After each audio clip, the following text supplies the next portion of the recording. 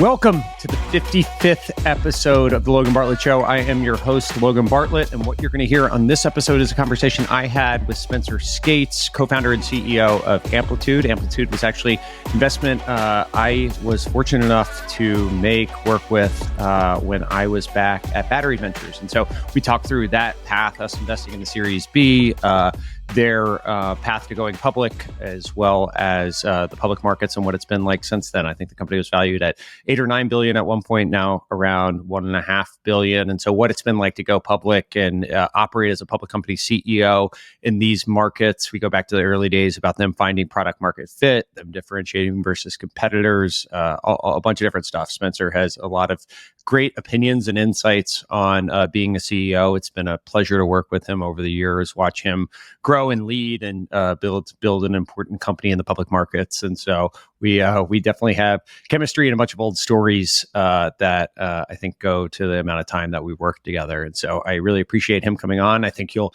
enjoy the discussion that we had. Before we go into that, though, a reminder: the plug to please like, subscribe, share. We don't do advertising. We don't try to pitch you whatever mattress company that is in vogue these days. We instead just want to grow the podcast, make it as big as we can. So we appreciate everyone's support in doing so. Thanks everyone for listening. And now you'll hear me and Spenser Skates.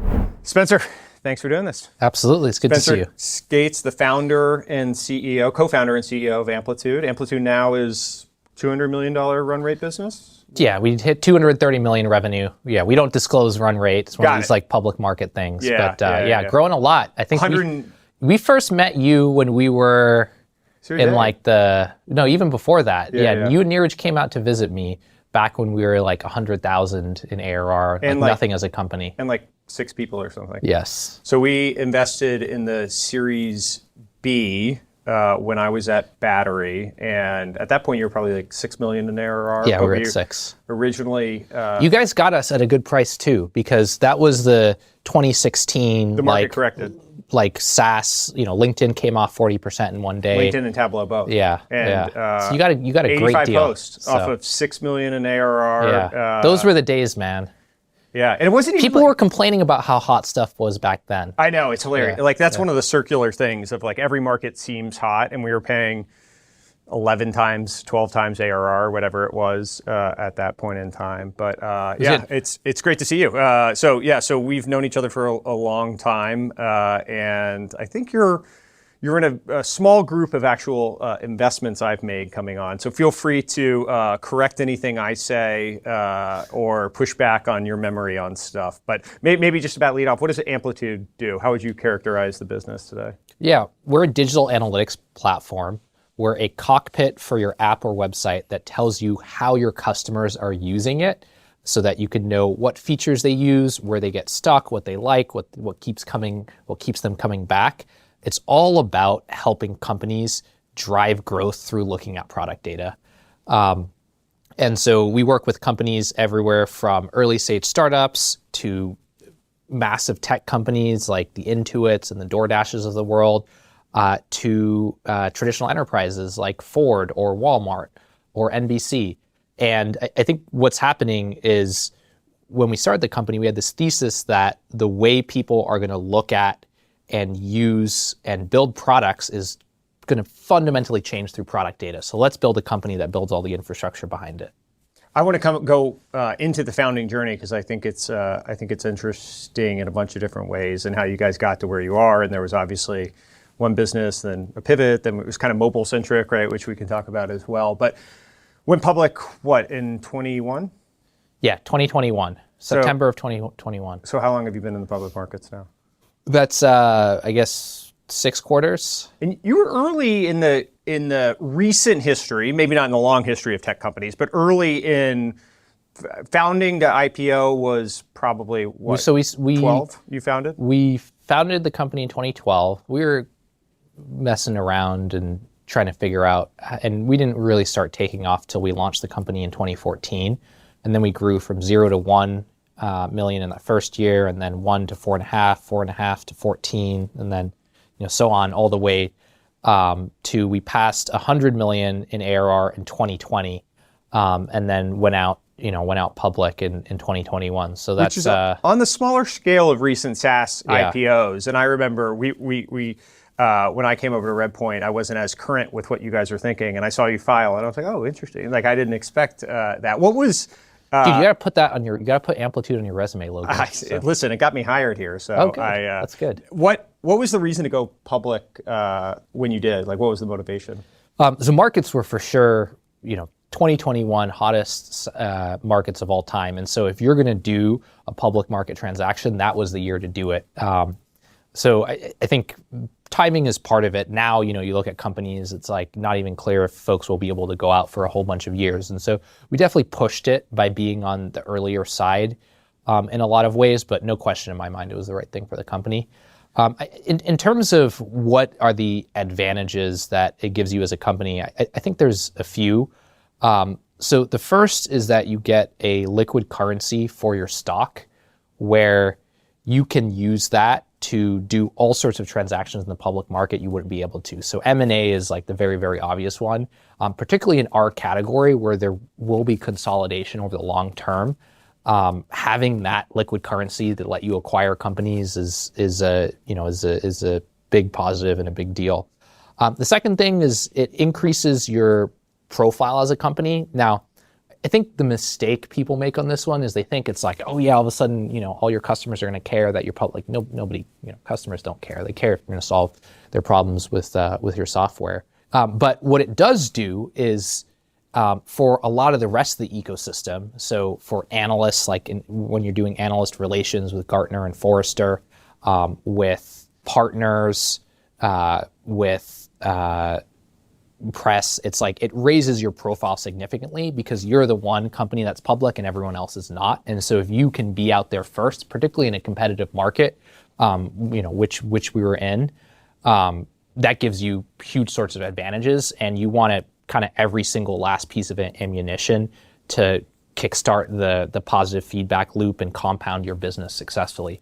And then the last part, I think, and this is also underrated, is it really raises the bar for your expectations and execution as a company. CEOs like to complain a lot about public markets, but they actually give you tremendous leeway in how you define your business. You're required to report your financials in compliance with GAAP, but then anything else, you can talk about, share whatever metrics you want, say, hey, here's the North Star we're going after, here's what you should look at for a business, and you have tremendous flexibility to do that. And the great companies, live up to that and rise to that occasion.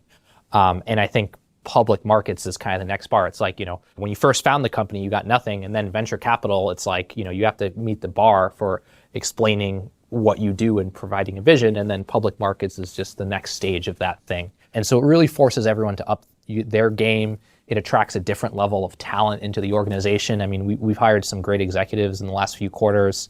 Thomas Hansen, president, a huge part of it is that we are already public. And so that just puts us in a different class and different category of company when folks look at us. Same thing with KJ, who's our chief HR officer. She's been fantastic. She had a phenomenal run over the last 7 years at Okta. Just had Chris Harms, our new CFO, join. And so you just get a different caliber of talent because the bar is higher and you're kind of playing at the next level. Now, again, we did it on the early side. So we were, pre 200 million in revenue. I think that's a good thing because in my mind, once a company gets past 100 million in ARR, you have enough of a business that the thing's not going to go away. You should be able to model and forecast and predict where your business is going sufficiently so that you can be a public company. And yes, there's this tax and then there's this overhead where you have to explain the story. But I think great CEOs and great management teams rise to that occasion. And so that was a big part of it for me and Amplitude as well. The double-edged sword of the public markets is the stock price in some ways, right? Yeah. And the good thing is in hiring those executives, there was no debate as to what the company was worth at any moment in time, right? When you brought them in, it was like, hey, well, it's worth this today. It was worth this yesterday. It's going to be worth this tomorrow. Versus in the private markets, we venture benefits from, you sort of put it in a jar and you forget about it for a while. And it's like, then you look up in 2 years, 5 years, 10 years, and it's like, oh, what is this worth? But right now, when there's big volatility in that, one of the unusual things on the hiring side is trying to figure out, what options do you grant? Like, what is the stock even worth if ultimately it was just one investor that said, hey, it was worth this, right? And so that is a double-edged sword, but the flip side that you've had to deal with is just public market volatility, right? And it's been sort of up and down, and we went from a very growth on, risk on standpoint to more of a balanced, cost conscious mindset. How has that been, both the volatility as well as the shift in mindset within the employee base that, like, I mean, both of us are the same age, sort of grew up in this go-go time of venture, right? So how have those two things been? Yeah, the volatility, I mean, so the first immediate thing is it feels brutal because you're having, so I used to do high frequency trading. So I used to be in the finance world before doing Amplitude. And one of the ideas is that the market is a random walk. And so on any day it may be up and down. The problem is psychologically, a loss is twice as devastating as the equivalent gain to you. And so if you're just fluctuating, up and down, but the long-term trajectory is just flat, that's actually a net negative for you psychologically. And so I think that's the one big downside from my standpoint. And so a lot of CEOs talk about not looking at stock price. I actually don't look at it. So, unless someone tells me what it is. And that's very, very deliberate because it's not reflective of, particularly short-term movements. Short-term movements are all about market structure. So what players are coming in and out of a particular thing. Long-term movements are all about, okay, how is the underlying value of this thing changing? And, absolutely very relevant and great to have that scorecard. And I think drives a lot of accountability and I think is, one of the great structures of capitalism.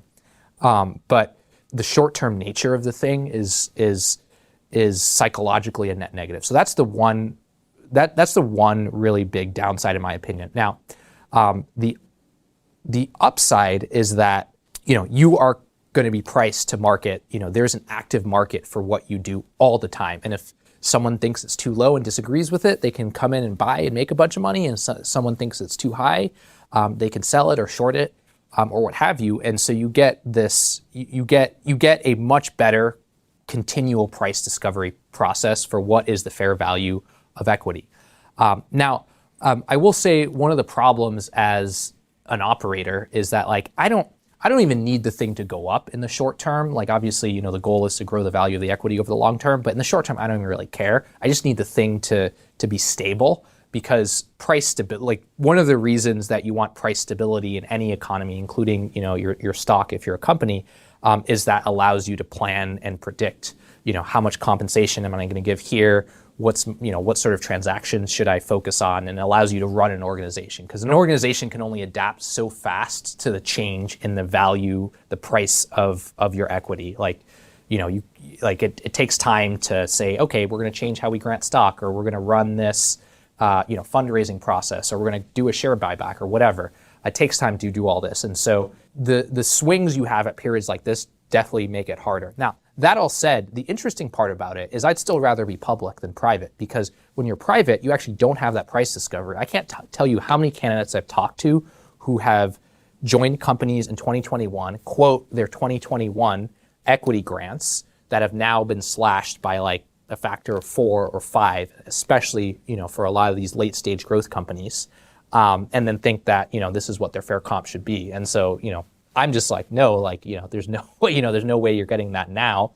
And your current stuff isn't worth that. So if you think that, you can stay there. And so it's almost like being late stage private is worse because you're in denial about the true state of the value of that equity. And so as painful as it is, it's like, man, at least you're taking the pain and you're adjusting to the real time price of your stock immediately, as opposed to waiting for the future. It's a really important point, and someone was asking me at a $10 billion plus public company what venture-backed startups they should go into that were like de-risked but still had a bunch of upside. And I was like, I'll tell you, look at the companies that have a $1 billion to $3 billion public market cap and have gotten beaten up in the stock price in the last 18 months. Like, that's where a lot of the return is, because at least it's priced accurately. It's exactly. Maybe 1 out of every 5, certainly all my portfolio companies at late stage are very accurately priced and great opportunities to go join. But like by and large, what are the hot ones you got, Logan? Yeah, we've got it. We can go down the list. I'll put it in the show notes for people to go through. But there's certainly at least there's like a fair grant that the markets determine, and so the opacity in the private markets when there's this volatility that exists makes it really hard to hire and compensate and all that. Totally. And the discounts even the private companies are getting are not close to reflective of what's happening in the public market. It's funny, you might get Stripe got cut by a third and people were freaking out. I'm like, dude, is this company equivalent, or it would be cut by more than 50%. I was looking at the brokerage, we get those secondary transactions kind of sent around, and it was 8% discount to the last round. And I was like, 8% discount to the last round happened in 2021. It should be 80% discount prices, to 100%. So now what about psychologically? Because you have had an employee base. This is also why you see a lot of VC funds starting to buy in public markets. So Sequoia, has a public markets fund, and Andreessen Horowitz has a public markets fund. Where actually I bought some Amplitude stock. Nice. I saw, and so there's no collusion going on there. No, absolutely not. Spencer's wife works at Andreessen as a detail. No. All that stuff is separate. Church and state, very separate. Yeah. Very separate. So that's why you see that happening, because that is where the good deals are now. It's an interesting thing. I'm glad that our fund size is such that we don't have $4 or $5 billion to put to work. Because if you had that big of a fund and you're looking at you were expecting to do these $1 billion crossover things, 100% the better opportunities in the public markets today, right? And so those bigger funds, there's no doubt that that's where opportunity exists. Now, your employees also are probably mostly, I don't know the average employee at Amplitude's age, but probably early 30s, late 20s or something. Yeah, and 30s. They grew up in this go-go market, right? Yeah. Of venture, not as a scarcity and tons of money and opportunity and all that. How has been the psychological shift within the employee base to think about cost consciousness and all of that? So let me talk about tech broadly, and then I'll talk about Amplitude. For sure, for tech, it's been brutal. I mean, people are like, man, I thought Google was a family. We're always going to get these sweet perks, and you see it's rough. Resetting that psychology, especially after 12 years or 13 years of a bull market. That's really hard to do. I think within Amplitude, I think a few things. One is that the limiting factor has never been more money or dollars poured into the thing. It's always been, do I have the right leaders in place, and can I deploy capital behind those folks to scale what we're doing? And are we ready organizationally? And so because of that, we've never been okay, let's just pour more costs on this thing and let's add all this headcount. One of the measures I always look at is the ratio of account executive headcount to all supporting headcount. So managers, SDRs, SCs, partnerships, marketing, the list goes on and on and on. And I think what happened over the last few years is all that supporting headcount grew like crazy. In fact, and that happened to a lesser extent at Amplitude too. Again, not directly revenue driving. And if you realize what was going on, you're setting yourself up for an unsustainable long-term business model. And yes, okay, if capital and interest rates are zero and capital is almost free, then kind of makes sense to do something like that. But in any sort of normal market where interest rates are not zero and you have, more normal environment like the one we're in today, then it's okay, you can't do that growth at all cost model. And so we've been incredibly lucky in that we haven't had to make any major adjustments to how we operate as a business. It's not like we had to go through layoffs. It's not like, we slowed down headcount hiring a ton, but we're still hiring on the margin, where Amplitudeers, we've always been that kind of cost conscious, hey, we need to get dollars into the business. Engineering cares about how much revenue we bring in and deals. And so it hasn't been as drastic an adjustment. That's kind of the good on the Amplitude and how it's been. Now, I think you got to 6, by the way, 6 million in ARR when we invested by burning, 3 or 4 or something. For a long time, I guess today especially, the amount of capital you've consumed versus the revenue or the ARR of the business has always been more ARR than capital consumed, I feel like, which is rare. That's a rare thing to have, but you guys were always pretty prudent about that. At different points in time, it felt like the org was potentially going to break in the early days because you were maybe too prudent about it, but it benefited you well psychologically. I didn't hire executives and leaders fast enough, and I was kind of like, well, let's just do the work myself and like go and grind and like, ship the next feature and close the next deal and just keep doing that again and again and again, and that's what is going to lead to long-term success. So I don't think so it's always been a little bit in our DNA.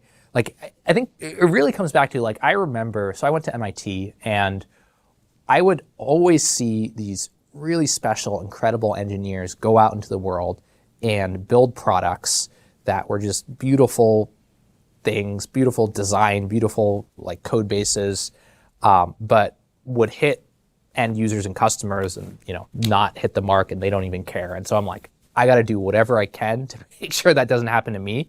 And so that obsession with here's how we're going to drive revenue and actually make this thing into a business and just be really, really good at that motion has been part of the DNA from day one. I think like the prototypical company for me as CEO has always been early Microsoft under Bill Gates, where they were just relentless. Like they didn't always have the best product, but they were just relentless on out-shipping everyone and going on to dominate market after market after market after market. And so that's very much like how I thought about what it means to build a great B2B company. At a tactical level, you did something interesting at your all hands recently where you crowdsourced ideas for like incremental cost savings though. Can you tell that story of like what you actually did and what some of the interesting insights were? Yeah, so we were back in December. It was clear that we're going into a recessionary environment. Stuff is going to be bad for some amount of time, and that we need to set ourselves on a different path as a company where we get to profitability much more quickly. We rein in costs in order to set ourselves up for long-term success, because cost of capital has just gone way up. You need to run a business differently. The question is, okay, well, what can you do about it? And so I challenged the Amplitude team with, let's go find cost savings in the business. And that's not just something I want to do as CEO, like that's something we all can do to make Amplitude successful. I didn't know how it was going to go over because, I would talk to different executives who'd be like, most people don't give a fuck about cost savings. They just want, more benefits and more spend and less accountability and all this stuff. And I'm like, what? Like, no. We are way too small to like be like that, to be like that as a company. So I said, I want to challenge everyone. Like we can all, like, it's not just something that's coming from me. We can all play a part in this. So like, let's crowdsource ideas to save costs within the company. And so I said that, I challenged the team at an all hands. We sent out a survey. We got over 500 responses back. And you have 850 people. Yeah, 750 people. Okay. Yeah. We've always been very headcount efficient. Very important to get right from the team. And some people got really, really into it. There were some like really extreme examples. Someone's like, well, if we turn off the heat at the office, and I'm like, well, we're not, we're not at that level yet. But there were some great ideas like optimizing how we do catering, optimizing some of the benefits and perks, like, some of the swag, it's not as exciting. Cutting down software spend, ironically enough, was a big one. And there were so many, there's so many great ideas that came from the team. And I think it did two things. One, obviously, you get a ton of find more cost savings that you didn't even realize existed in the business, and that helps you set up efficiently. We got to share that fact on our last earnings call, and we beat expectations from public markets about when we'd be cash flow positive. We said people thought cash flow positive was going to be a number of years out, but we said, we're going to get there this year, and that was a huge deal. Wow. And that effort was a real big part of it. And so I share that just because like that's a really, really important part of the DNA in terms of how I run and approach Amplitude, which is, my expectation is everyone here is an owner in the business. Everyone here can set Amplitude up for success. And it was fantastic to see people step up to that moment. To bring it back to the public point, though, I don't know if you necessarily have people operating with the same ownership mindset without the stock price being something that is out there as well, right? If it's kind of this black box and the last round was done at $2 billion or whatever it was, and it's over there, and you're not seeing the impact that actually occurs on the earnings call because you say you're going to be cash flow positive. I think there's something to the stock price allowing you to think even more like an owner. Obviously, everyone's an owner that has stock options, right? But actually, there's some element of the scoreboard being out there, and you can actually see the impact of it happen in a fairly short period of time. Totally.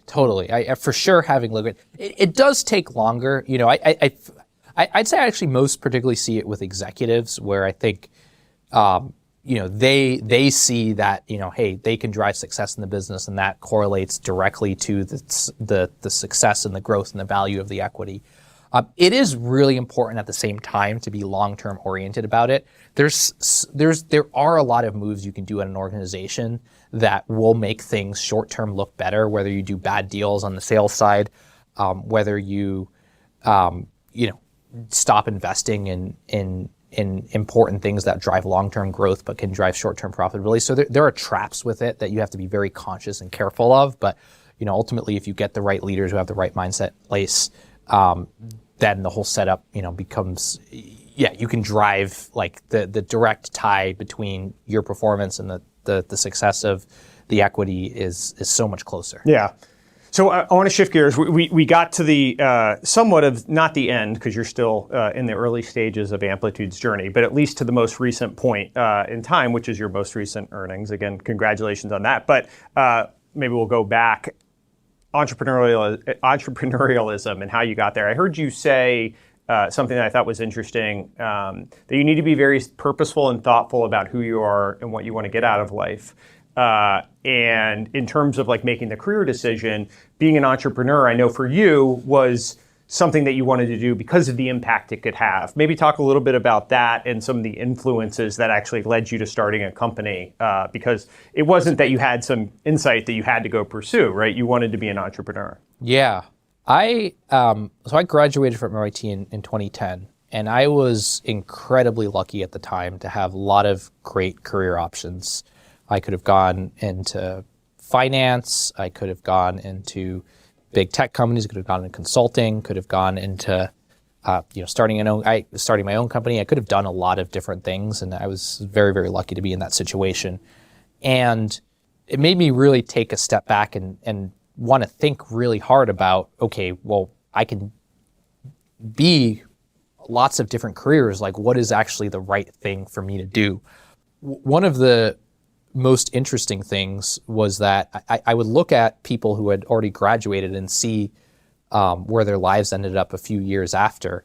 And one of the really interesting things was the folks who were most successful, and it doesn't matter what sort of industry you look at, whether it's business and tech or finance, or if it's going into medicine or going into entertainment or sports or whatever the thing was. The people who were most successful in their field would always do it to be part of something larger than themselves. And that was true no matter what place you looked at it. It wasn't about self-success. It was about, hey, I can be part of something greater. And then you look at the people who were unhappy. Like, I saw so many of my classmates go into med school and just be like, why'd you go? Well, this is like the thing you do if you're smart. And, I got Asian parents and they want me to become a doctor. It's high social status. My friends are doing it, so it's cool. If they're doing it for those reasons, so many of them would end up unhappy. And then it's like, oh, do I just keep grinding it out, or do I leave and do something else? What do I even do? And so it was really clear to me that I want to do great things, and I want to be part of something that's bigger than myself. One of the stories I came across at the time that deeply resonated with me as a 21-year-old was the story of this guy named Norman Borlaug, who to this day is like my all-time humanities #1 hero. So he was an agriculture expert in the 1950s. And one of the things that was going on in the 1950s was the world was going through massive population growth. So it was like an exponential function. Like every 10 or 15 years, you're adding 1 billion more people to the world's population. The problem the world was facing, though, is if you look at the amount of food distribution, it was only growing linearly. So the graph looked like this, whereas population looked like this. And so if you plot those two curves against each other, you realize that there's this huge gap. And what's going to happen is the world's going to run out of food pretty quickly. And there was actually a lot of kind of doomsaying around the Malthusian crisis that we'd have. There's a famous book, Limits to Growth, was published in 1970, that predicted by the year 2000 there would be mass starvation and famine and wars over limited resources, and we just lived in this total like Mad Max type hellscape. Now, if you look back, it didn't happen. Why didn't it happen? Well, a huge part of that change was the efforts of this one guy. So what he did, Norman Borlaug, he brought modern farming techniques to the developing world. So he started out his career in Mexico, and Mexico at the time, in the 50s, developing nation, had to import food from the United States to feed its growing population, was one of the places where a food crisis was likely to happen. He created a strain of wheat that was 4 times more productive per unit area, was disease resistant, had this other trait called dwarfism, which is important because if you have high yield crops, but they grow too tall, the stalk falls off and dies, and so you want them, and plants naturally grow tall because they want to compete for sunlight. So it had all these traits that made it really good for high yield farming.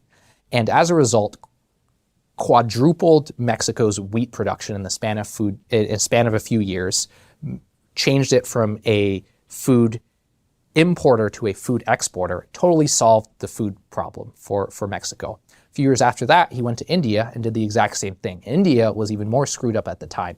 Just gotten independence from Britain, split with Pakistan, massively, really fast-growing population, hadn't industrialized like China, and so was really on kind of it was just trying to get through the next year and dealing with crisis after crisis where you've had famines and all this terrible stuff, but did the exact same thing, made India food sufficient and self-sufficient in the course of a few years. Went to Pakistan, did the same thing there. Went to Africa a few years after that, did the same thing there. And if you look at the sum total of his work, he ended up completely changing the food equation for the entire world. And as a result, we now live in a world where food is no longer a problem. We actually have the opposite problem where there are more people that have too much food than too little today. And it's like a solved thing for us as a society, like incredible. It's been a limitation for the last 10,000 years since the start of agriculture. And all of a sudden, through the efforts of this one guy, totally solved it. Now we get to work on bigger and better things like, how do we deal with energy crisis? How do we deal with climate change? How do we deal with, political problems? But the food thing totally solved. And if you look at the sum total of his work, saved hundreds of millions, if not billions of lives. He got the Nobel Peace Prize a few decades later. And so it's not a story that you hear about a ton, but in terms of someone who had a massive impact on the trajectory of us as society, it's like you can't, there's nothing bigger than that.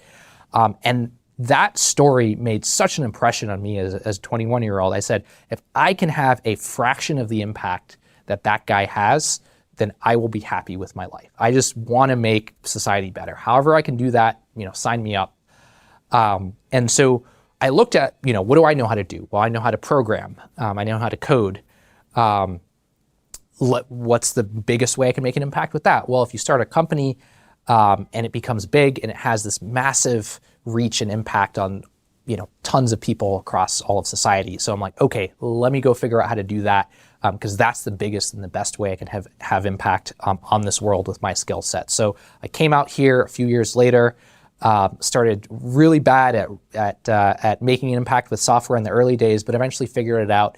Came on to, started with Sonalite, that didn't work out, came on to Amplitude, and now, you look at it, we're still very early days, but what we get to do is we get to make all of these digital products better out there. We get to make one of my favorite stories is, so we work with Peloton. They are literally the most addicting fitness product out there.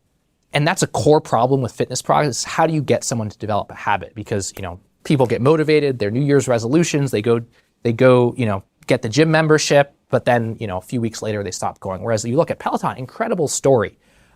It has made us so much healthier as a society. They have something crazy like, 90% plus 1 year retention. I think I saw some Super Bowl commercial about it recently. The crazy thing is we got to be a part of helping them do that in that story.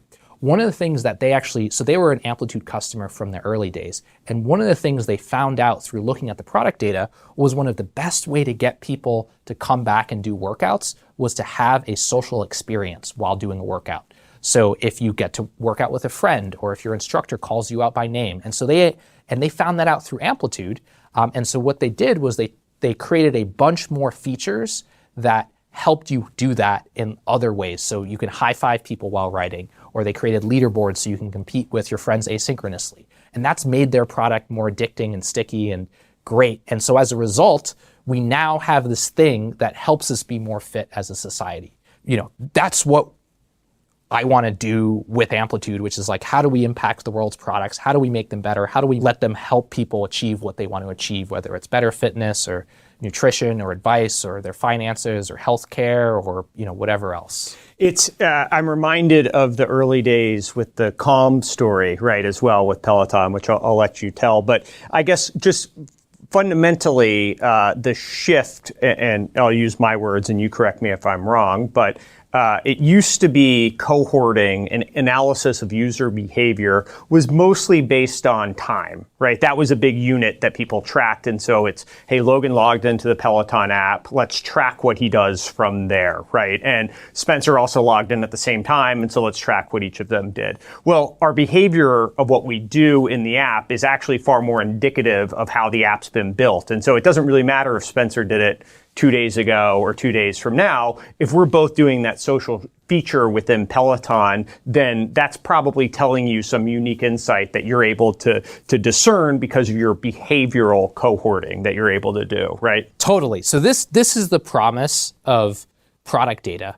For the first time with products, you can directly observe how people behave, and that is the number one indicator of what they're going to do in the future. And so if you're building a product, that will help you make your product let your users achieve what they want to achieve. And so the Peloton story is one. The Calm example is another great one. So Calm, when you think of Calm, Logan, what do you think of their purpose as an application? Meditation. Say more. Like, what about meditation? Why do you download Calm? To get people to go through some meditative process with some level of regularity. So you actually hit it. What was funny was, so the early Calm team thought their application was all about teaching people how to do a meditation. So, hey, I want to do a meditation today. Oh, let me open the app. It's going to guide me through like a 15-minute set of breathing exercises and stretches and poses to help me meditate. They thought that was their app's purpose. One of the things that they were asking, so they were an early Amplitude customer as well, and they were looking at their product data, and they wanted to know, what is it that leads people to develop a habit around meditation? What keeps them coming back? And they thought it was, well, maybe if certain types of meditations resonate really well with their customer base, or maybe it's if you depending on your length of your meditation, or depending on your geography or where you're from, maybe it turns out none of those had a massive impact on whether you come back. The number one predictor was if you set a daily reminder to meditate. Now, the funny thing was this was buried deep in their application. So you had to go to settings and reminder and then set something up. And so only a few % of their users actually turned this feature on to set a daily reminder. But the ones who did had 3 times the long-term retention of the rest of the user base. And what they realized was the value in their application was not just guiding you through a meditation, it was helping you develop a habit around it. And the habit part was the really valuable. So you actually hit it on the head. They should have hired you really early on to do product. I think I've heard this story before at this point, so maybe my brain's a little warped. And so they ended up changing the entire sign-up process of the app. When you sign up and first set up, you're like, okay, let's talk about what sort of habit. One of the things they found people want to do at the same time every day. People want a daily habit because that's, people want to, so they help you do that. And then overnight, more than half of their new customers use this. The retention skyrocketed. They become one of the, Apple's App of the Year in 2018, one of the best meditation apps, the number one meditation out there, built an amazing product and business and helped all these people be more successful. And now it's like a whole category of thing, and they got competitors and all this other stuff. But that all came back from their realization that it was all about their product's purpose was not just to guide you through, it was to help you develop a healthier habit. And so that was a really cool thing that they never would have found. They had lots of smart people who were really passionate about meditation and really passionate about spreading that to the world, but never would have figured that out without looking at the data. So you're inspired by Norman Borlaug and the impact that he had with the world, and you say, I'm going to make a company. So at that point, you're friends with Curtis out of undergrad, and so the two of you initially Sonalite. So how did you go from Sonalite to YC to Amplitude, Jeffrey, maybe that period of time, and in particular, the discovery of product market fit, right? Because you had Sonalite, which didn't have product market fit. I think had a lot of users. It ended up working out. But how did you determine that wasn't working, and how did you land on Amplitude and ultimately validate it to get to this point? After I'd realized that I wanted to build a company, a technology company, I started trying to recruit lots of my friends from MIT, and to their credit, at their time, the vast majority of them said no. It's just like I didn't know what I was doing in terms of building a company. The single person who said yes was one of my very close friends from MIT, Curtis Liu, and what he told me, and Curtis was an incredible engineer. He was the best algorithms engineer in our graduating class. He was a teacher's assistant in like a grad level algorithms class his junior year and was like this like crazy overachiever. And he said, okay, Spenser, I'll work with you on building a company, but let me go to Google for a year first and work there because I want to learn a little bit, and then I want to join a company. I'm like, oh man, fuck! Like if he goes to Google, like he's never coming out of that thing. Like it's just over. I see so many people going off to Google who have the same aspirations, but just get sucked into the machine there. And so what we ended up doing is we work on side projects on nights and weekends. I was in finance at the time, had taken a detour for a year. He was working as a software engineer on what was going to become Google+. And we just, and other people would join us from time to time, but the core was always the two of us. And we work on all sorts of stupid stuff. We had no idea what we're doing. We worked on a website for photographers that would let you book photographers online, even though we had no idea about what photographers want or need. We're just like, oh, this is a need. We worked on, the one thing we actually did work on that did have traction was we worked on a website for the alumni of our class to mark where they went. One of the problems we had was like, we didn't know where different people had gone after graduation. There's no easy way to visualize that. So we created a website called Alum Map that you could put as like a social network, except like location based. So you could see where your friends were and you could see who was in the city when you went to visit them. We actually got like a few hundred people to sign up for it, which was like, wow, this is so cool. Someone's actually using some software, that we built.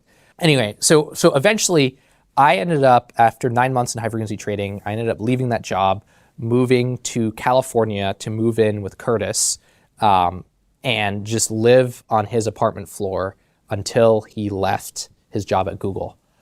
So I just got a mattress, camped out there and just waited for him to leave. And that was, by the way, that was brutal because it was like working. Some people can work by themselves. I'm not one of those. It was really bad. I'd like wake up at like noon. I'd like play StarCraft until like 4 p.m. And then like Curtis would be coming home and I'm like, man, I need to like convince him it's still a good idea to leave his job and like actually start a company with me and I'm going to do work. And so I'd work on like code for like an hour until he came home or at like 5 or 5:30. And I'd be like, Curtis, look at all this cool shit I built today. Isn't this so amazing? And like, he's like, more than twice as good of a coder than I am. So he could probably tell that I was just like not really doing any work. But I don't know, he'd keep up the charade and be like, yeah, it looks cool, Spenser. And then we work for a few hours. And then I'd stay up late playing, and then he'd go to sleep and I'd stay up late playing StarCraft. And it was like I was like, oh man, I hope this is gonna work out. Like, but to his credit, after a few months of doing that, he ended up leaving his job at Google.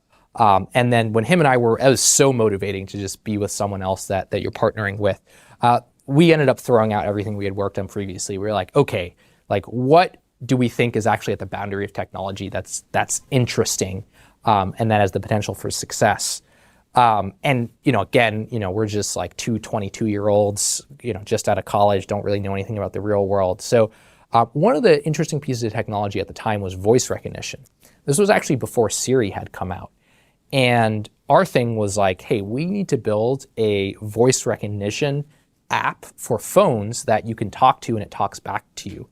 And we actually developed this really cool piece of technology on Android phones where it would listen in the background and while the phone was asleep in your pocket, and you could talk to it and it would talk back to you and you could use it to send and receive text messages. And we were actually the first technology on the market that could do that at the time. This was before Siri or Alexa or any of these other guys. And we actually had some okay success with it. We got into YC a little bit after launching it. We were up on stage at Demo Day in the start of 2012.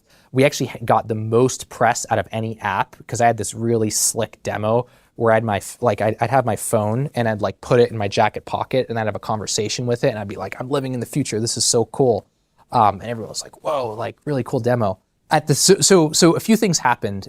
So one was our churn was just incredibly high. A lot of people would try it out, use it, be like, this is a cool piece of tech demo, but it's hard to use effectively day to day. Like voice as an interface wasn't quite there. The accuracy wasn't there. There was only so much we could build on the app side because we were just two developers.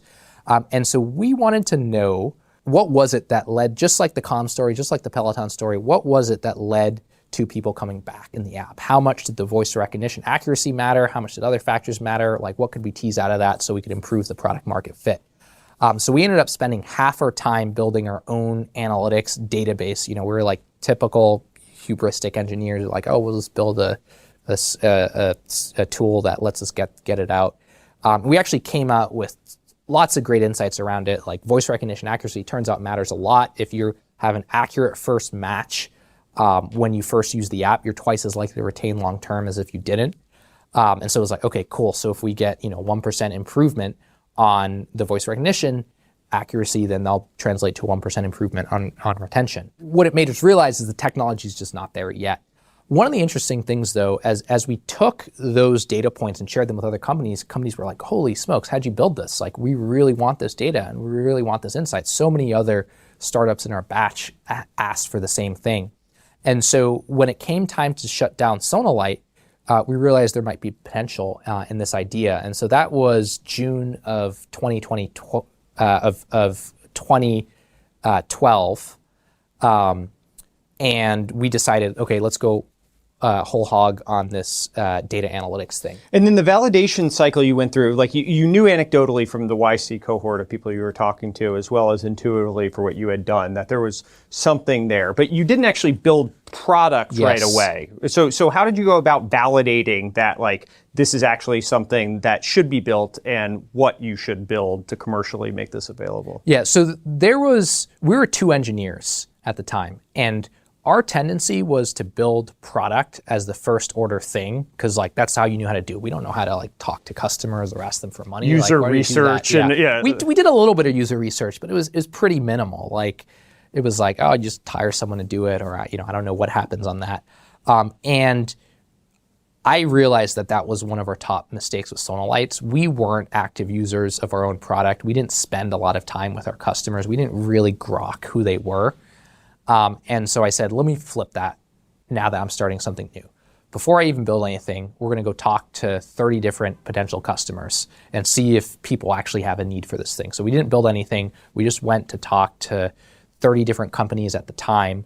And what's really interesting is that there were actually a good number of them that had that need. Some of them, they already had something. Some of them, it wasn't the right time for them. But there were actually a pretty good number that said that you could see there was real business value in doing that. And so that's what convinced us to say, okay, let's go in on this Amplitude thing. And then we made the mistake of just going back to building for a while because we're like, oh, we kind of need to be a little more fully featured. We should have instead asked for money, and then we would have realized out of that first group of like 30 people, there's probably one actually wanted to pay us, that actually was willing to pay us money. But, I think, those are the mistakes of being naive. So Jeffrey joined us a little bit after that. He was a friend of a friend, and he was like this legendary Stanford coder that was like twice as good at Curtis and like had done all, Stanford, he was on Stanford ACM team and done all these coding competitions. We got along really well. So he joined us, and then we launched the company at the start of 2014. I realized at that time I needed to switch over from building product to just doing sales. I was very lucky to meet this sales coach at the time, former sales leader named Mitch Mirando, who taught me the basics and on all sales. I'd meet with him once a week, and he'd give me all sorts of advice on how to drive it. And then I'd just be out there talking to customers and trying to sell them. And then our revenue took off from $0, and we closed our first $12,000 year deal, then a $24K deal, then a $36K deal, then a $48K deal. Then we got to a $60K deal, and then we did a $120K deal, and it was just like, you're like, holy smokes, like I can't believe all these people want to pay me money for software I built. This is insane. Before we get into the lessons of like sales and all of that, you'll probably hate me bringing this up, but originally Jeffrey wasn't a technical co-founder, and you made a decision. He was there essentially from the start, right? I think Sonalite still was it was the same LLC, right? Yes. Technically, and so you rolled forward, and then it was you and Curtis, but Jeffrey was there from the start. And so I've never seen anyone do this, but I've seen people retroactively make someone a co-founder because he was there so early, but you were also you felt that he should be compensated from an equity ownership as a co-founder from that point, right? And so you actually came to the board, I remember, saying, "Hey, I'm going to give some of my ownership and Curtis as well, right?" To that. So what went into? I've never seen anything like that, and you probably hate that I'm asking this question, but what went into the inputs into that? And it was a very generous decision from a financial standpoint, right? But I know an important one that you felt very passionately about. Yeah, wow. Yeah, I've never been asked that. Wow. This is what you get when an investor. You get the inside view. Jeffrey was so we hired him as like VP of engineering or something like that at the start because we were blown away by him. It was clear he was like exceptional as a talent. And he acted as an owner from day one in terms of the success of the company, doing whatever needed to be done, building whatever needed to be built, making things happen with customers, building the team, like just going all in on the company. And that's just who he was. The surprising thing, which was funny, was that he had actually done a bunch of failed companies. He was part of Clinkle, if anyone remembers that way back in the day. That was an OG blow up back in like 2012. There was he was part of all these like startup disasters, but he was so wired for like that building, and he just knew exactly what to do, and he supercharged what we had been doing on the development side. I remember, I had always this thing where like Curtis was twice as good of an engineer as me, and then I'd ask Curtis like, "Hey, how good is Jeffrey compared to you?" And Curtis is like, "Oh, Jeffrey's like twice as good as I am." Not just that, but also combine that with the leadership perspective of the company. Like, hey, I want us to be successful. What do we need to do that? Where do we need to go? And so, what we realized after a few years of working with him, he was effectively, a co-founder in all but name. And we wanted to, I thought back to it, and we just, we wanted to, Curtis and I realized that like, hey, he is a co-founder of Amplitude too. He had been there from the start. He had acted with that level of ownership.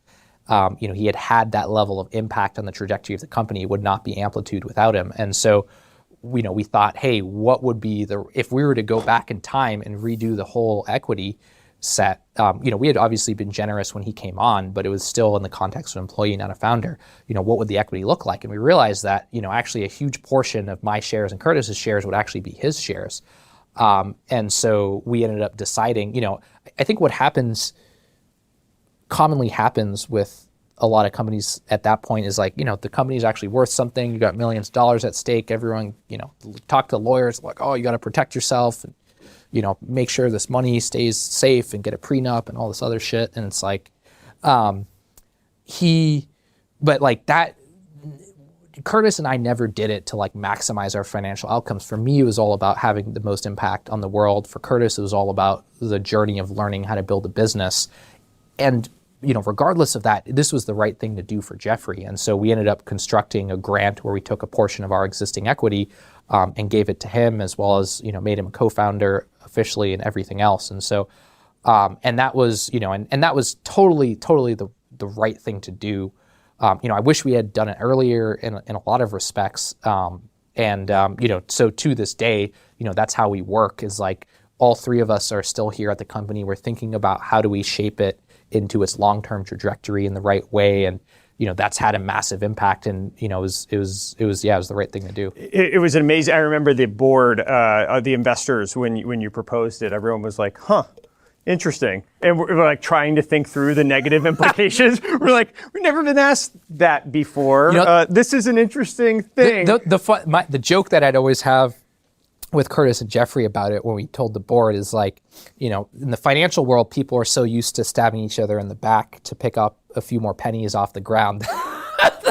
It'd be like unheard of. But like for us, it was, again, never about like, squeezing every single dollar out of Amplitude's equity. It was all about how do you maximize the long-term value of this thing in the right way. I remember having a conversation where we were like, our instincts are there some negative thing that has to occur from an incentive standpoint here. That's just our instinct, but we can't think of what the actual, like, we couldn't come up with anything. So we're like, hey, if you want to do it, God bless there. Now, you went on a VC journey as well, right? So you went through YC, and I think at one point, now you didn't say this to me, but I know you said this, there was something about I fucking hate VCs or something that had been put into you. What was that mindset, and how did, obviously we're sitting here today, how did that evolve over time and potentially change? So I love venture capitalists. I've been so lucky to be able to do what I do married because to one, of them. so. I'm married to one as well. I'm like now,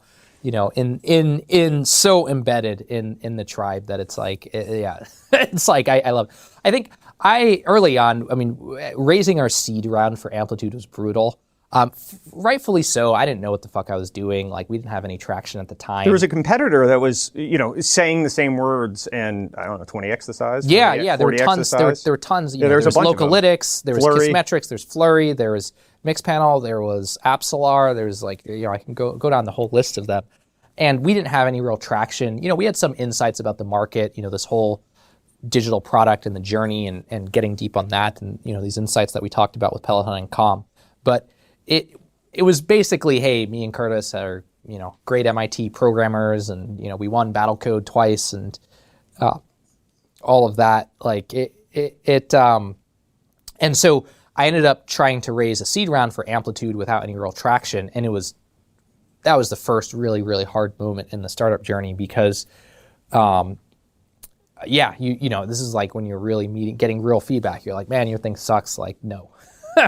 And we were trying to put together $1 million in the seed round and trying to do it $50,000 from all these angels at a time, which if you ever tried to, get to $1 million, $50,000 at a time, it is a fucking really long process. And you talk to all these angels and they say no, and then eventually every 2 weeks you get one guy that would say yes. You'd be like, yay, we're now up to like 200,000 in total investment. Like, oh, it's only 800,000 more to go. It was just that was rough. That was rough, and so I was really frustrated. I can't remember. Like, I was really frustrated at the time about that, and I'm like, and I was trying to figure out why, and so I was like, I fucking hate VCs. Da da da da da. And then I got to work with you, Logan, and I got to work with some incredible venture capitalists like Eric and Neeraj and Pat and others, and it was like, okay, like, this really changes your perspective. I'm editing that part out, by the way. Pat, Eric, it's just going to be cut you. that out. Hard cut. Yeah. Cut that out. I got to work just Logan Bartlett. The only VC. Like, Logan's a really special VC. If you want to be the best SaaS company of all time, my recommendation is you got to take his. Yeah, no investment or nothing I paid Spenser to say that. But you did have a great board. Yeah, hell yeah! I fucking made you money. Yeah, you did. You did 100%. You got me a job, right? But you did have a great composition of folks around the table. We're very lucky to have the and group. there was a lot of different skill sets. You had Eric, you had Neeraj, you had Pat, and there was just a bunch of different people that helped in different ways. What do you look for in a board member now? Like, what are the criteria that you've found most helpful from those folks? It changed. It's changed. Now that we're public, it changes to more governance stuff, which is not as useful in my opinion. But from the early stage folks, I think the key is there's three big things. The first is, do you have deep trust and alignment to what you're trying to do with the business together with this person? Because ultimately, the job of the board is to decide whether you're the right CEO. Like, that's the only thing they can do. They can't do anything else, really. Like, the board can change the CEO, that's it. they can give you advice and all this other stuff, but you're as a management team, you're just running the thing. That's the first one. The second one is, are they going to work hard and be active for your business? So many investors, very, very passive.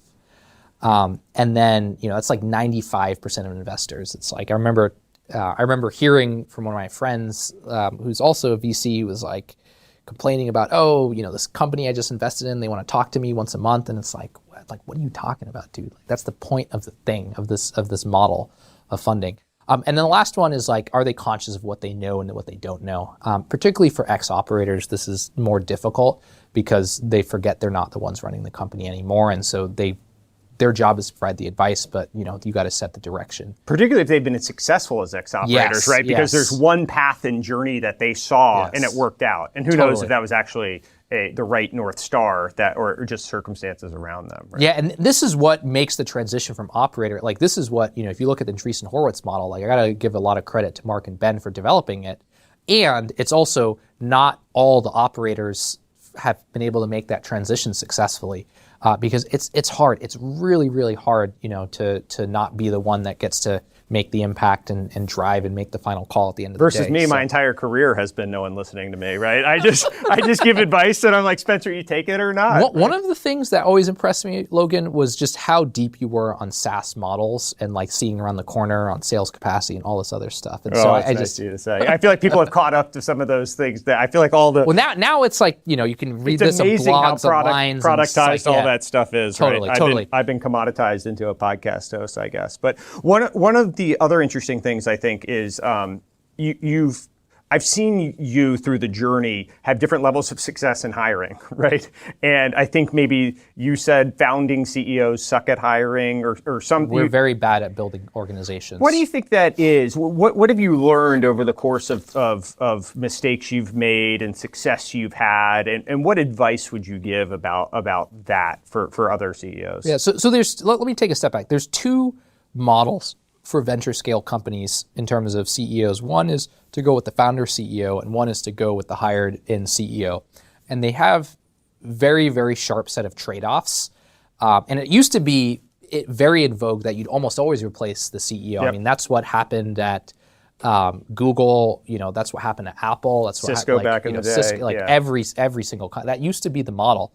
Now it's more in fashion to go with it. But, I honestly, founder CEOs get too much credit, in my opinion. A lot of the times, the bar is high and you're not special just because you're a founder. So the good with going a founder CEO is because they were the ones who were attuned to the market and from the early days, so much so that they were the ones who successfully had the conviction to develop a new piece of a new product and a new technology to go after that market. They have deeper insight into where the market is going. That's not to say they're always right. They get it wrong plenty of times. But because they can see one or two more chess moves into that web of possibilities of how the market plays out, they end up, that edge is worth so much money. If you can see a little bit further than anyone else as to how a market or a product plays out, that is worth so, as you know in finance, that's worth incredible amounts. And so that's the edge founder CEOs have. The downside and what they don't have is experience operating an organization at scale, being an executive, building an executive team, operating an organization, setting that thing. And that is such a learning process, and it is brutal. I mean, if you look at, there's so many stories from the early days of Google. So even after they hired Eric Schmidt, he'd always have to argue with Larry and Sergey. He'd be like, why do we have to have an ERP system? Can't we just do this in a bunch of spreadsheets? Doesn't make any sense. They laid off all their mid-managers. Why do we have to have managers? Yeah, it's like you got to teach all these basics and how to, turns out there's a reason every single organization ever has done it this way. I mean, even though I was conscious of this process, I still had to go through the same learnings. So one of the hardest ones, now the great founder CEOs always embrace that and learn that, and that's what I aspire to do as well. Is you learn from the best about how do you lead and how do you manage and how do you build an organization. The part that is really freaking hard is when you have to change the people on the team. That is the hardest thing you can ever do, because there are people who are a fit for a certain size and a certain stage and a certain scale. and they can do great things for the company, but then at a certain point, and you're going to think, man, this is great. We're going to work together forever, and we're all going to be best friends, and we're going to take this thing to infinity, and fulfill all of our dreams. Then what happens is there becomes a disconnect between that person's fit and skill set and where the company needs to go, and that is so hard to reconcile because you have so much loyalty to that person from where they brought you and how much they've done for the company. And so that is the number one downfall of founder CEOs. I was talking with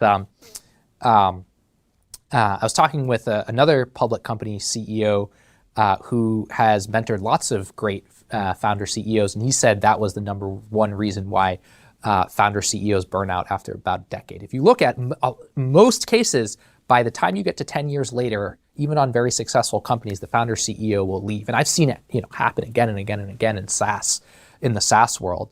And so I was like, man, how do I have more longevity than that? And I want to continue to compound this thing for as long as I can. And he said that was the number one thing. One of the other things on that, I remember watching this interview from Larry Ellison.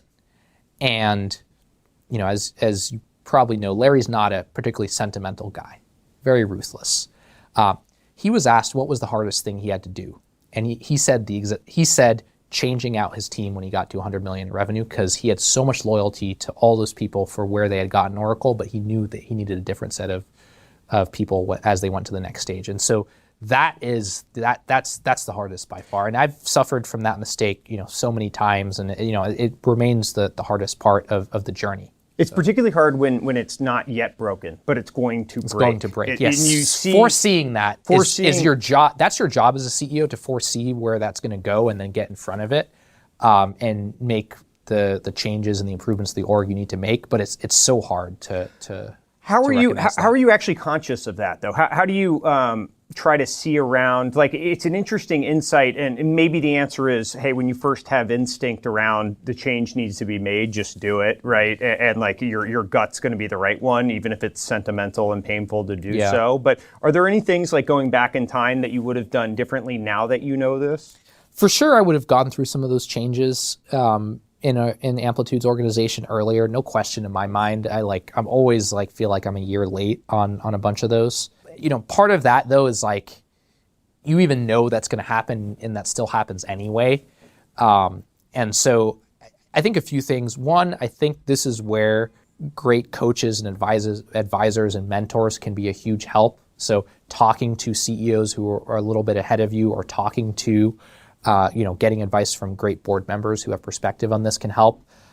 Sometimes you can get that feedback from other folks on the team where they'll be concerned or they'll see things. And the toughest part is you can't be open about it as a CEO. I'm very used to being open and transparent. I want to talk about all the problems, but that decision of who's the right person for the team rests with you and only you. The other thing, which I was bad at, so this is the one tactical thing I would definitely suggest. I wish I had advised my previous self or would have listened to my previous self. Had my previous self listen to me on this, which was go out and constantly meet people external to the company, because a lot of the times the solutions to the problems that you're having are actually not within the knowledge of the people at the company. And so constantly getting knowledge from how do you build a sales organization? What does a great marketing strategy look like? How do you attract great engineering talent from people outside of the organization? And then that will help you calibrate. And that's frankly one of my biggest weaknesses, as I'm very internally focused. How do I get the most out of the team that we have and set them up for success? And so that would be the one tactical thing that I would change. And then maybe I would have come to some of these, gotten in front of, where the organization needs to go earlier. But,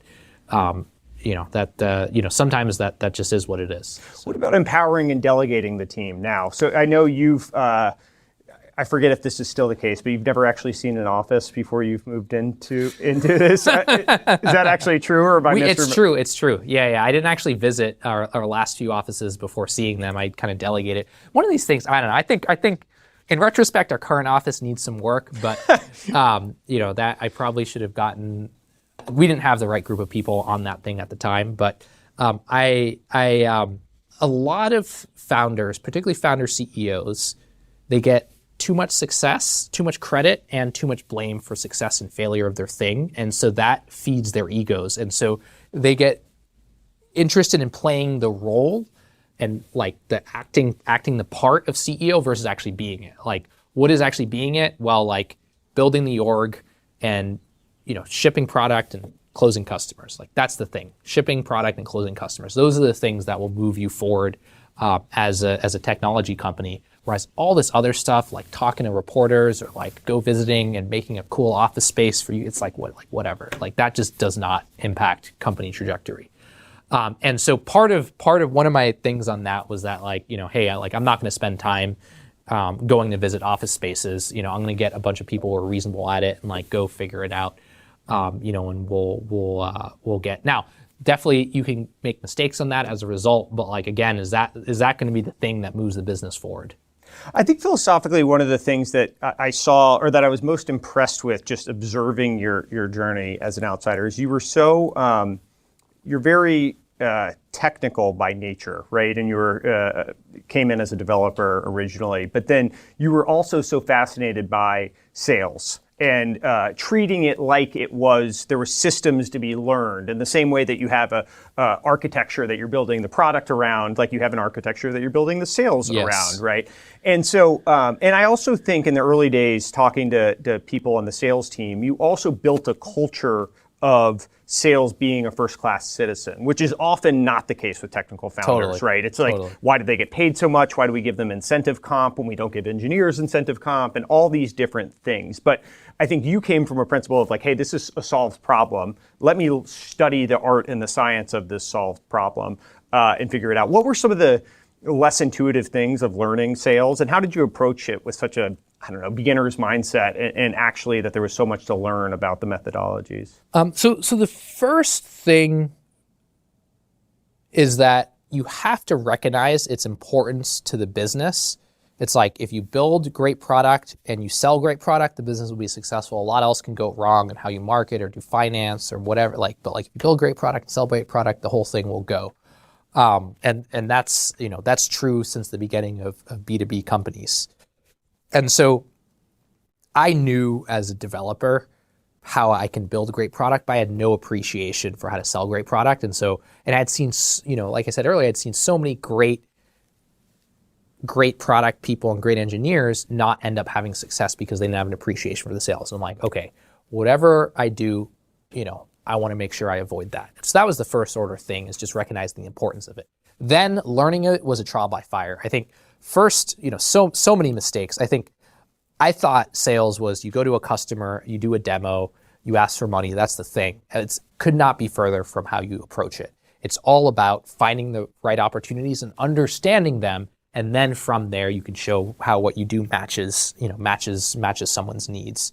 Another big thing, I think a lot of engineers who may have that instinct get wrong is that they think they're going to learn it the same way they do engineering, which is by reading, a book. What's a great book? I see this post on like Hacker News or Facebook all the time. Hey, I'm trying to learn sales. What's a great book? And my thing is like, wrong way to look at it. The way to learn how to be great at sales is to go out and do it, and then get someone to coach you as you go through that process. That's how great salespeople. That's the fastest path. You're going to learn that 10 times faster than trying to read it out of a book or flail around yourself. And so that's that's how companies work. That's the point of a sales manager, is to coach the people on how do you drive success in your profession. And so that was hugely impactful for me. The other thing, let's see, what else happened. I remember Mitch, the sales coach that I hired, he would always ask me after a customer call, hey, what's the pain? And I'd be like, well, they want some dashboards, because they're trying to do these SQL queries and they want to get an automated way to do it. He's like, that's not a business pain, Spenser. What's the pain? And then he would always ask me this after every single call. And so after a while, it got beat into me that I should always be figuring out and getting deep on a customer pain before you're pitching anything about Amplitude or what we do or anything like that. And so that really got drilled into me. The other thing is like, it's less about thinking deeply and like going deep on a problem. It's more about being responsive to what the world is telling you. So anyway, I learned all this as I went through the first year after Amplitude launched in 2014. And then the thing that I made sure to impress upon every single new person at Amplitude was that sales is all of those learnings, that sales was as critical, actually, frankly, even more important to the success of a company than great engineering. And I remember there was an early engineer employee who was like, well, they're getting comp months, commission, it's bullshit, and blah, blah, blah, blah, blah. And I'm like, I don't care what you think. Like, we're doing this thing, like, we're gonna hire salespeople, and like, this is the right way to do it. I'm not gonna try to reinvent the wheel. They're gonna be in commission plans, and they're gonna make lots of money, and that's gonna make Amplitude really valuable, and we're gonna go on the thing. And that ethos has stuck with Amplitude all the way through. Now, if you come to Amplitude as a salesperson, engineers will celebrate your closed deals. Like, we have this here. I'm going to show you this right now, Logan. We have the Slack channel called Win Reports that literally has closed deals. And then, people will comment on the threads who are engineers being like, oh, hey, congrats, on this deal. Like, yeah, this is from our head of our product. That's amazing. It's just like...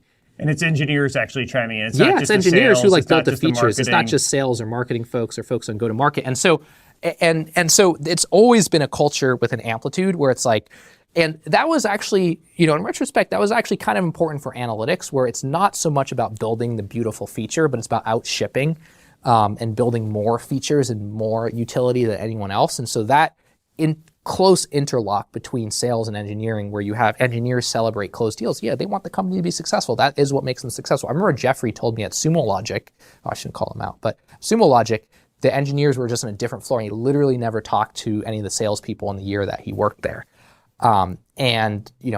At Amplitude, we've been very, very deliberate about having the opposite culture. So, I as an engineer just got taken private, by the way. So I don't think anyone that worked there when Jeffrey was there is still there now. Okay. Yeah, different company. We're in the clear. Different company. So we'll have big deal celebrations at all hands where we celebrate closing.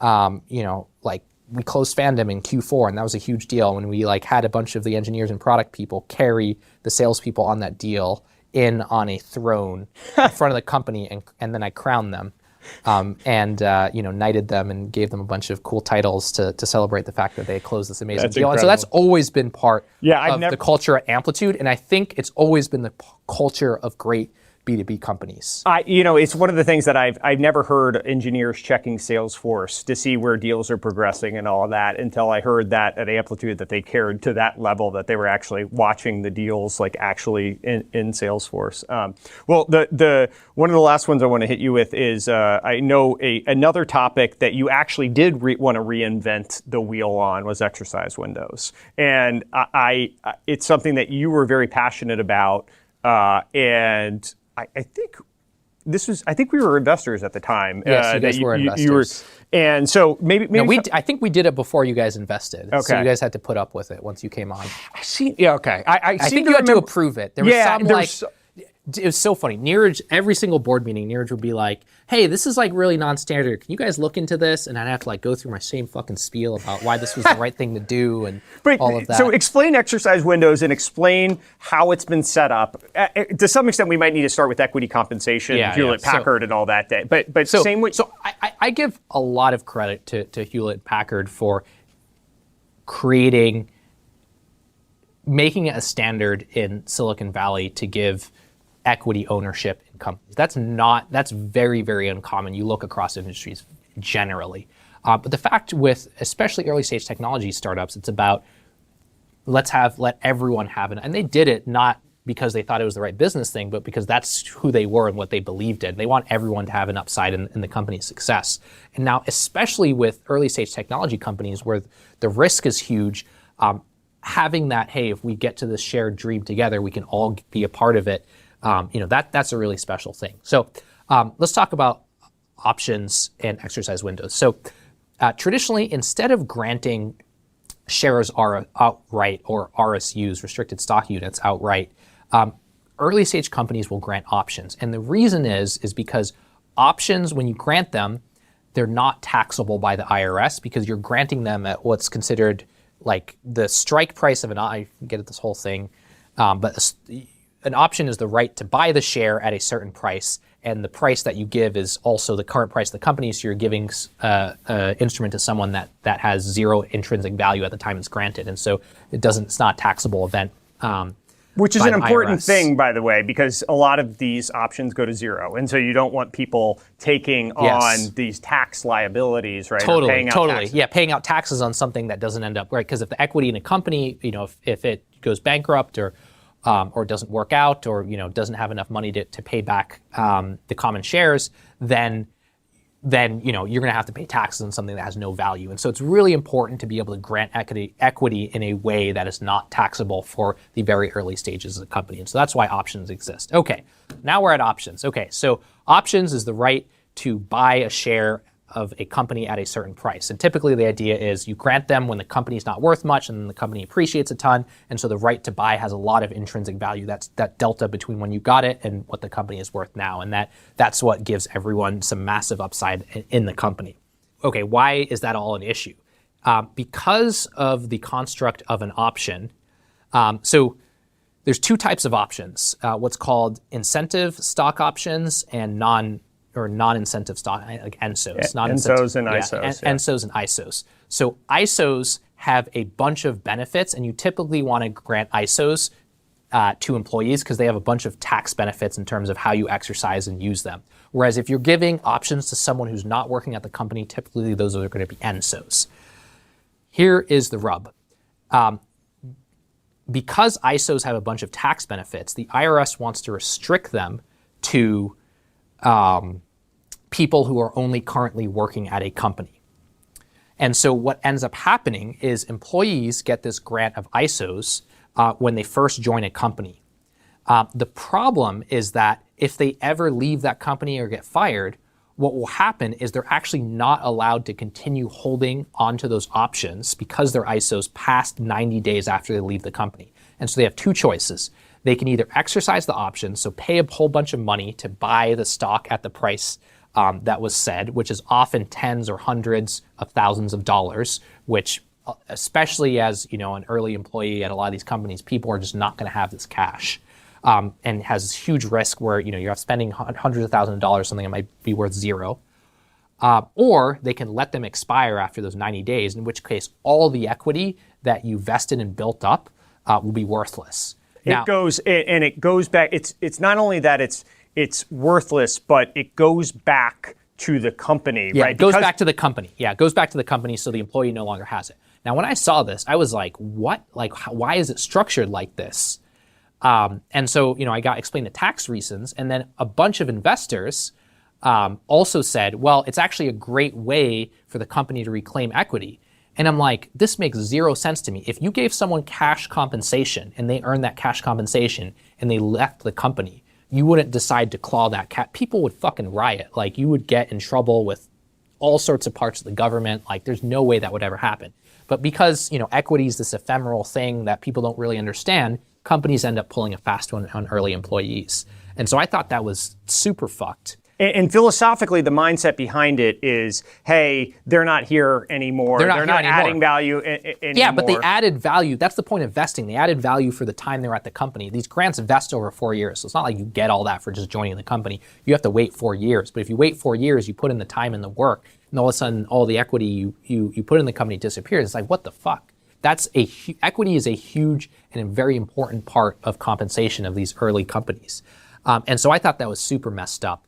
And so I ended up talking to a bunch of different lawyers about how can we fix this, because I think this is a really screwed up way, because I don't think employees should be forced to exercise or completely give up their options after leaving the company. The first few lawyers told me I was crazy and thought they had never heard of such an idea and we'd be inviting all sorts of trouble if we did it. But I was lucky enough to find Craig Schmitz at Goodwin Procter, who completely understood what I was trying to do and actually came up with a very reasonable workaround, which is what you do is you automatically convert those ISO options to ENSO options. And it required a little bit of new legal paperwork at the time, but was very sound way to do it and would be totally within the bounds of how tax law worked. And so we were actually the first company to grant 10-year exercise windows unconditionally to all employees at Amplitude. Because my belief is, hey, even if you're here for only a little bit of Amplitude, if you contributed and invested that equity is yours. It shouldn't be contingent on you being able to exercise those options, which is like particularly like adverse to people who don't have cash or are early in the career or have other issues. And literally it's like a perfect example of the case of the rich getting richer.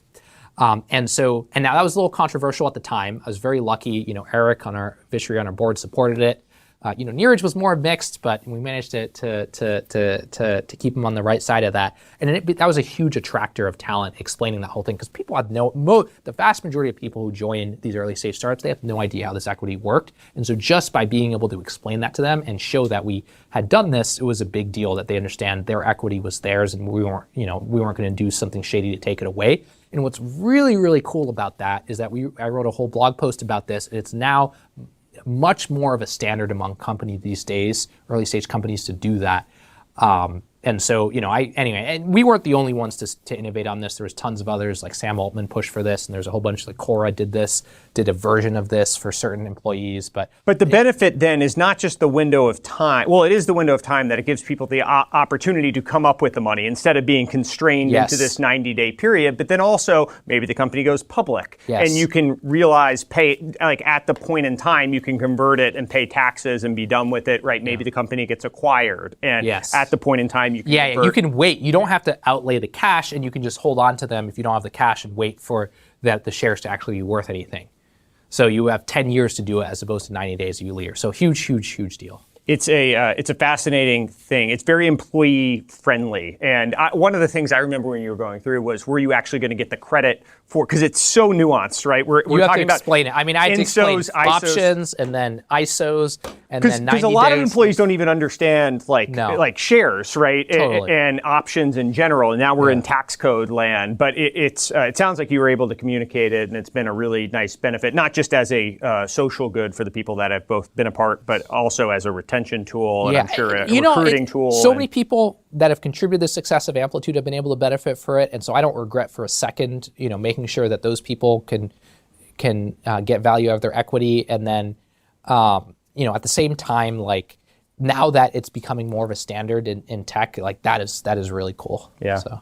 Well, I know you have to jet. I do have to run. Holy shit! They're gonna be so mad at me. But I'll tell them I was talking with you, Logan. That makes hopefully it all that I could keep you for another 30 minutes. Cartoon avatars. I could keep you for a while here, but I know you actually need to get out. Awesome. All right. Hey, Thanks so much, man. Spenser, thanks for doing this. Yeah, of course. Great to see you. So that'll do it for the 55th episode of the Logan Bartlett Show. Thank you, Spenser Skates, for coming on. Thank you to Sam and Rashad with Justin out this month, actually, on a band tour. So we are in pinch hitting mode for audio engineers. So thank you, Sam, for stepping in. And thank you, everyone, for listening.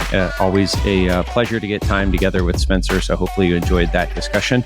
Look forward to seeing you next week on the 56th episode of the Logan Bartlett Show. Have a good weekend, everyone.